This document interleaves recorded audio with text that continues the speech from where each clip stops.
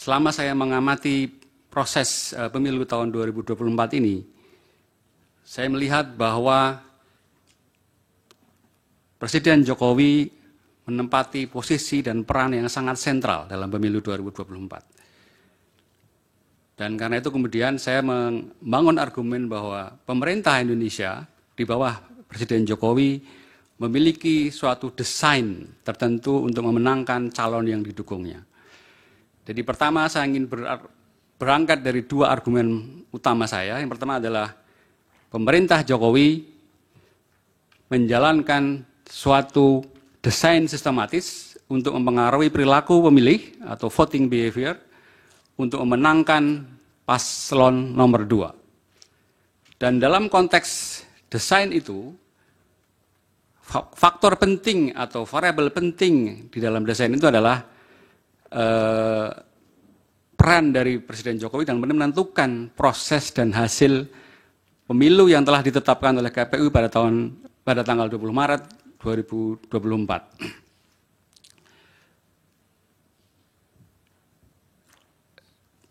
Saya menduga bahwa kenapa Jokowi memiliki peran sentral dalam pemilu tahun 2024 itu adalah sebuah strategi pemenangan yang disusun oleh tim pemenangan 02. Yang dalam hal ini menurut saya mereka mendasarkan pada berbagai hasil survei politik yang dalam kurun waktu pemilu sejak tahun 1999 sampai tahun 2019 ini, itu secara konsisten ada dua variabel utama yang mempengaruhi perilaku pemilih. Saya tidak mengatakan bahwa variabel-variabel lain tidak penting, tapi dua variabel ini oleh para peneliti, oleh lembaga-lembaga survei, ditempatkan sebagai variabel yang sangat penting dan berpengaruh.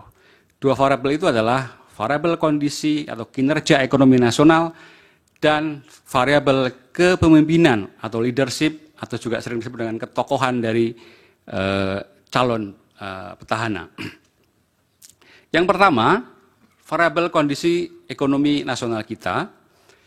Secara umum, secara global, dalam banyak pemilu di berbagai negara, ketika kondisi ekonomi itu stabil, tidak ada gejolak ekonomi yang berarti, tidak ada krisis ekonomi, itu akan membawa pada suatu generalized perception di kalangan masyarakat bahwa kondisinya baik-baik saja, sehingga mereka akan cenderung untuk mengarahkan pilihannya pada calon petahana.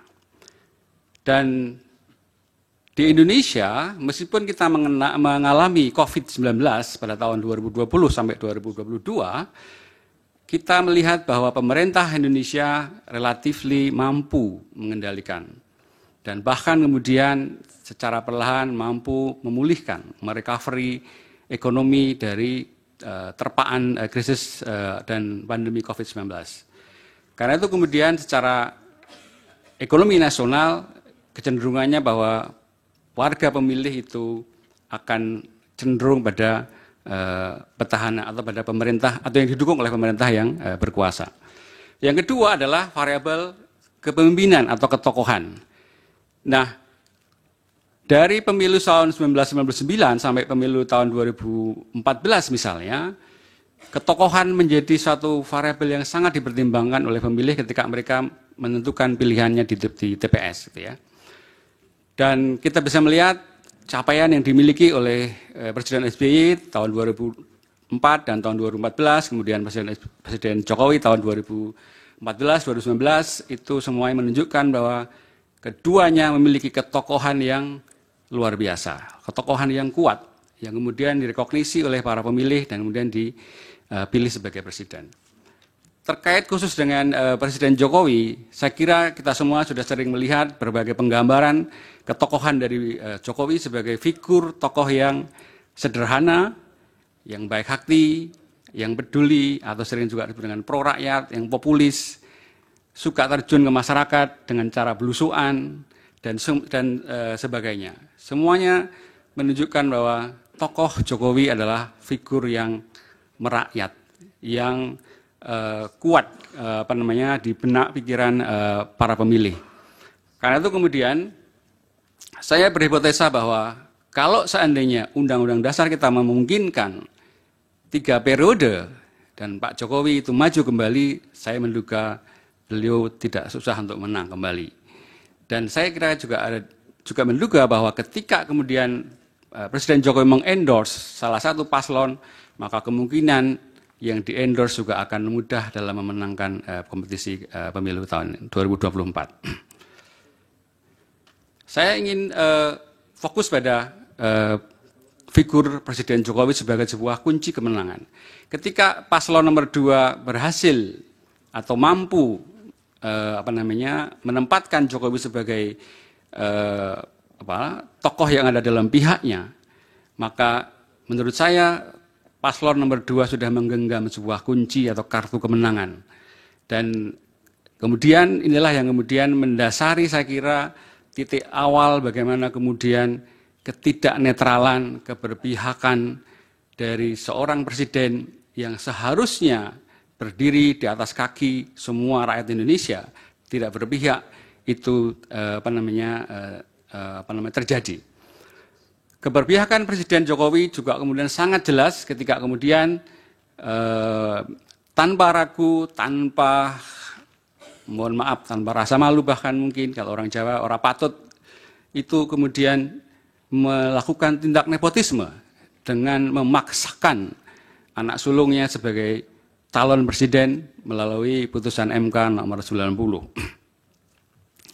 Nah, kemudian ketika kemudian strategi pemenangan ini sudah firm, maka kemudian saya melihat bahwa pemerintahan Presiden Jokowi melakukan serangkaian tindakan-tindakan politik untuk memenangkan paslon nomor 2. Yang pertama dan sudah sering sekali disampaikan di dalam forum ini adalah kebijakan dan implementasi penyaluran bansos. Pada titik ini saya ingin menambahkan bahwa bansos bagi warga, bagi pemilih itu memberikan suatu rasa aman. Karena pada umumnya penerima bansos adalah mereka yang dalam kondisi ekonomi yang rentan. Dan ketika kerentanan itu dilindungi oleh suatu penggelontoran bansos, maka rasa aman itu akan muncul. Kenapa rasa aman? Karena kita hidup dalam sebuah sistem kapitalistik, di mana persaingan dan akumulasi kapital sangat terasa sekali, sangat ditekankan. Dan dalam konteks persaingan itu akan ada banyak pihak yang tersingkir, yang tereksklusi, yang kalah. Dan negara seharusnya memang hadir untuk melindungi mereka-mereka yang kalah ini. Kelompok menengah bawah, kelompok bawah adalah mereka yang biasanya tersingkir oleh sistem kompetisi ini. Celakanya kemudian adalah bahwa sistem perlindungan ini kemudian disalahgunakan untuk pemenangan pemilu. Kedua adalah upaya-upaya untuk menguatkan citra Presiden Jokowi. Dan ini saya kira sangat jelas dilakukan melalui berbagai kebijakan, terutama melalui berbagai propaganda, melalui berbagai siaran dalam media-media sosial, televisi, dan seterusnya.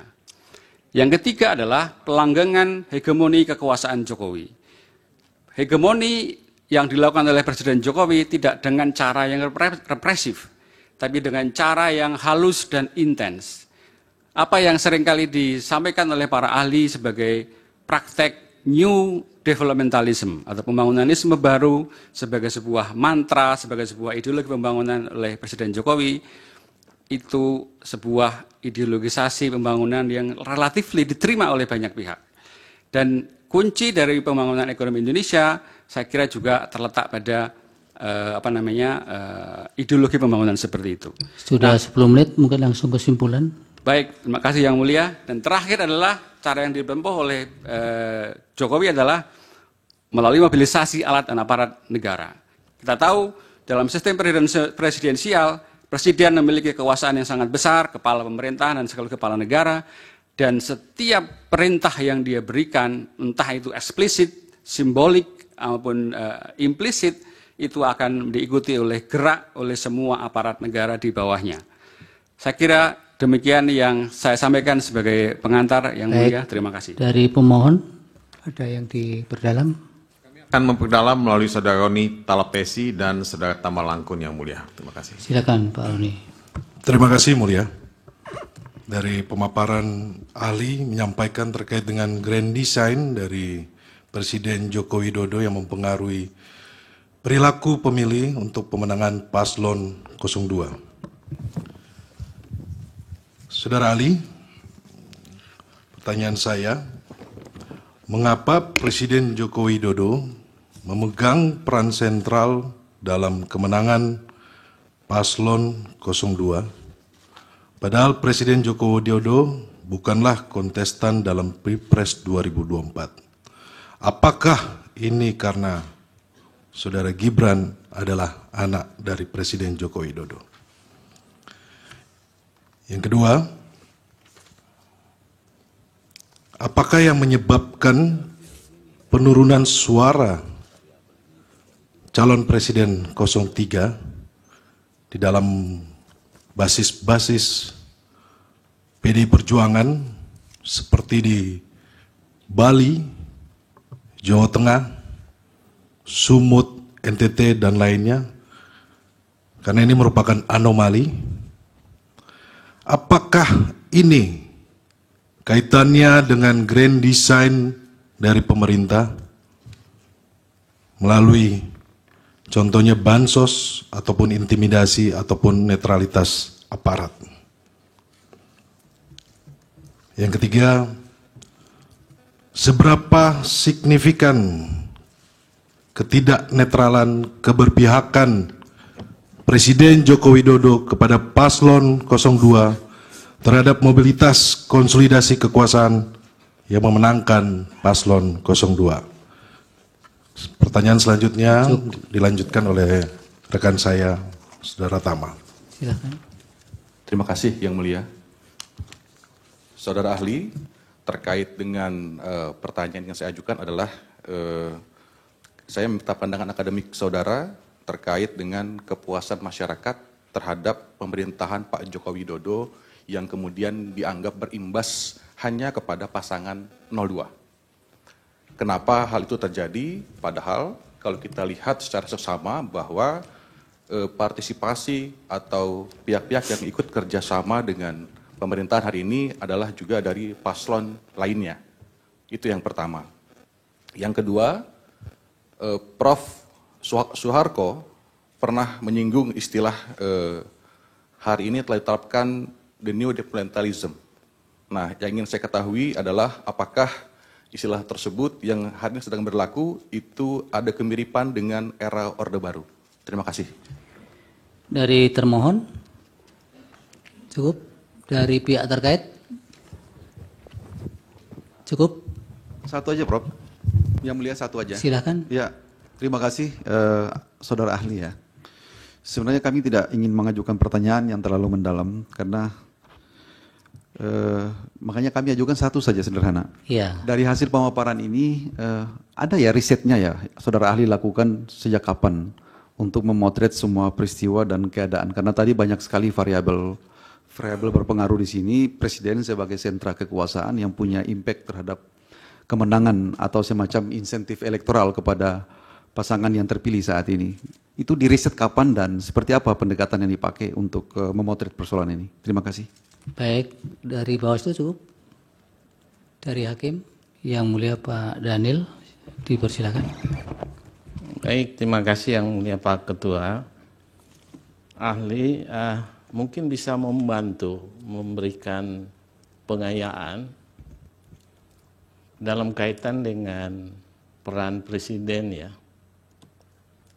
Kalau tadi ahli menguraikan bahwa ada sekitar 70% tingkat kepuasan masyarakat. Dalam proses pemilu, 2 pemilu sebelumnya, ini ada anomali karena gini, 2 pemilu sebelumnya, baik di Sumatera Barat maupun di Aceh, itu dimenangkan oleh Pak Prabowo. Sebaliknya justru pemilu sekarang, itu di 2 tempat itu Pak Prabowo tidak menang. Nah ini ada anomali, kira-kira faktor apa? Apakah ada signifikan dengan faktor figur atau ada faktor-faktor lainnya? Terima kasih. Baik, silakan dijawab singkat-singkat. Baik, terima kasih Yang Mulia. Terima kasih atas pertanyaan-pertanyaannya. Yang pertama dari pemohon, memang secara legal formal Presiden Jokowi bukan petahana.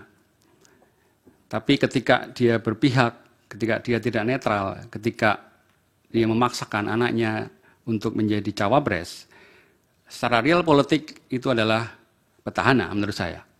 Apalagi juga kemudian Prabowo Subianto adalah Menteri Pertahanannya. Jadi dalam hal ini saya lihat ketika Jokowi misalnya turun ke masyarakat membagi-bagikan bansos, ya dalam persepsi publik saya kira dia adalah bagian dari petahana. Karena itu kemudian saya kira sangat jelas bahwa kemudian ketika terjadi penurunan suara di beberapa provinsi, katakanlah misalnya di Jawa Tengah, itu karena memang tindakan Pak Jokowi untuk turun ke masyarakat, membagi-bagi bansos, tampil di hadapan rakyat, berinteraksi dengan rakyat, itu semuanya memperkuat ketokohan dari Pak Jokowi sebagai figur yang tadi saya sampaikan, figur yang populis, figur yang merakyat. Dan ketika kemudian dengan gerakan-gerakan atau mimik simbolik yang mengatakan dukunglah mungkin paslon nomor 2, saya kira preferensi pemilih akan terpengaruh ke sana. Jadi saya kira kenapa suara di lumbung nomor 3 itu turun, saya kira karena memang by design tim pemenangan 02 melalui Pak Jokowi itu memang intensif melakukan upaya-upaya turun ke masyarakat, dan kemudian dia hadir, dia ingin menunjukkan bahwa Presiden peduli pada rakyat bawah dan seterusnya. Saya kira sangat signifikan bagaimana kerjaan antara lain Presiden Jokowi itu pada mobilisasi dan kemudian berimplikasi pada kemenangan dari kubu 02. Ya. Karena sekali lagi tadi saya katakan bahwa Presiden kita adalah orang yang sangat powerful. Secara legal formal dia kepala pemerintahan, kepala negara. Dan juga kita lihat bahwa hampir semua kekuatan politik di negeri ini, kalau itu bisa ditunjukkan di DPR, semua sudah ada pada kubu Pak Jokowi. Jadi hampir-hampir tidak ada kekuatan pengimbang atau kekuatan oposisi. Jadi ketika Pak Presiden Jokowi ingin menjalankan berbagai upaya untuk memenangkan, maka saya kira tidak akan terlalu sulit untuk memberikan perintah, entah itu eksplisit, implisit, maupun mungkin secara simbolik. Saya ingin katakan Pak Jokowi adalah orang Jawa dan dia seringkali memainkan bentuk komunikasi yang simbolik, ya, yang tidak langsung. Tapi bagi orang Jawa pesannya cukup jelas bahwa arah dukungannya adalah ke 02. Pertanyaan dari pemohon tentang kepuasan pemerintah dari Jokowi. Pihak terkait, Pak. Dari pemohon yang lain ya, silakan. Masih lanjut. Oke, maaf tadi dari Pak Tama belum sempat saya jawab. Ya. Jadi dengan endorsement ke 02 itu kemudian kepuasan dari masyarakat terhadap kondisi ekonomi kita itu kemudian dengan sendirinya mengalir pada 02. Tentang New Developmentalism, saya kira ada kemiripan dengan apa yang diterapkan pada masa Orde Baru. Pada masa Orde Baru kita mengenal istilah pembangunanisme. Pada era sekarang kita mengenal pembangunanisme baru. Saya kira upaya-upaya untuk memperkuat, mendorong pembangunan infrastruktur, hilirisasi, penggencaran atau penguatan upaya-upaya diregulasi, itu semuanya adalah bentuk-bentuk dari New Developmentalism. Dan saya kira hal-hal ini menjadi wacana yang terus didiseminasikan melalui berbagai media kita. Jadi ada kemiripan, tapi ada semacam bentuk revisi baru karena konteksnya kita hidup dalam sebuah tatanan ekonomi global yang bercorak kapitalisme global. Kemudian yang dari pihak terkait dari saudara Farid, kalau saya nggak salah, Fahri, maaf. Kalau Anda bertanya mengenai apa riset yang saya lakukan, terus terang saya belum melakukan riset secara langsung dan saya sedang memulainya itu. Tapi saya tadi mendasarkan pada riset-riset yang dilakukan oleh terus terang saya mengutip dari buku-buku dari Saiful Mujani, William Liddell, dan Kusrido Ambardi yang dalam 2 bukunya itu sangat jelas menggambarkan tentang pentingnya 2 variabel tadi itu. Dan hasil pemilu tahun 2024 ini juga memantik banyak akademisi untuk berupaya memahami, menjelaskan kenapa kemudian kondisinya bisa seperti ini dan itu mengancam pada masa depan demokrasi kita. Saya kira kami di perguruan tinggi tergerak kembali untuk mengikuti, karena selama ini riset-riset terkait itu banyak dilakukan oleh teman-teman di lembaga-lembaga survei, dan perguruan tinggi terus terang agak ya sudah yang tertinggal. lain. Bapak kan belum melakukan riset itu ya dari Ya, hakim tadi. sedang bersiap-siap menuju ke sana yang mulia. Baik. Yang dari hakim, Pak? Yang dari Pak Hakim, Pak yang mulia, Pak Daniel, saya kira ada anomali di Sumatera Barat dan di Aceh, tapi justru itu memperkuat tentang variabel ketokohan. Variabel ketokohan di pemilu 2019 ketika Prabowo menang di sana, saya kira cukup kuat karena afiliasi atau identiti yang dibangun oleh Pak Prabowo saya kira mengarah pada afiliasi Muslim ya. Dan dukungan karena Pak Prabowo kemudian beralih mendukung Pak Jokowi dalam pemerintahan, maka dukungan itu dialihkan kemudian ke tokoh lain. Dalam hal ini adalah pasangan nomor urut 1. Jadi pergeseran ini saya kira juga justru memperkuat variabel tentang ketokohan tadi. Jadi masyarakat tidak diam tapi juga berpikir secara kritis, seolah-olah mohon maaf ini menghukum paslon nomor 2 karena dianggap mungkin beralih dukungan dari menuju pada Pak Jokowi yang dulu mungkin tidak dipilih tidak menang di Sumatera Barat dan di Aceh. Saya kira iya sudah